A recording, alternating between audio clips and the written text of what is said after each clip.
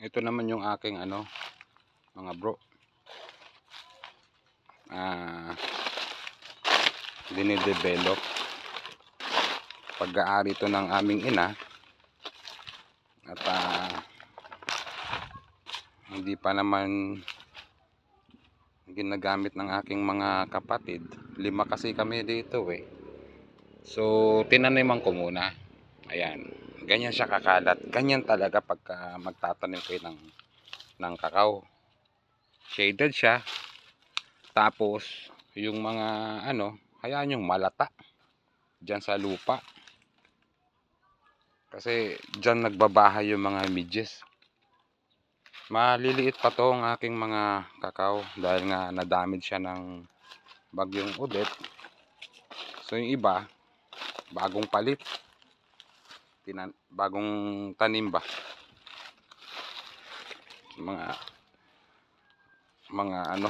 Pagkatapos ng Odette yun.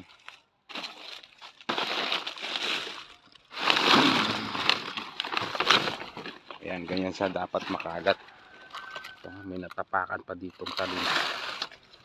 Hirap sa yung bang may pumapasok na hindi mo alam. Anyway, yun nga.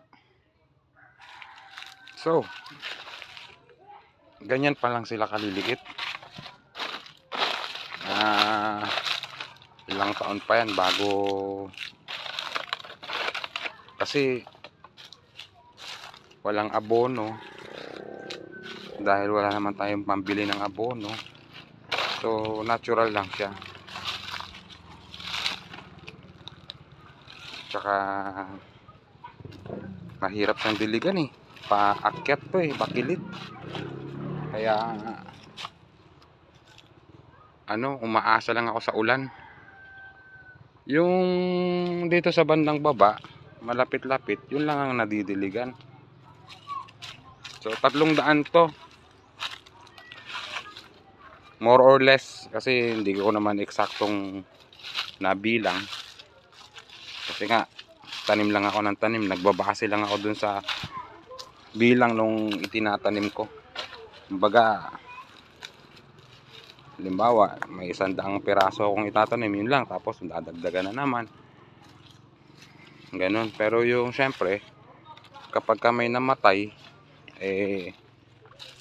papalitan ko na naman. So, hindi ko na nabibilang yung eksaktong bilang nila. Yun. Anyway.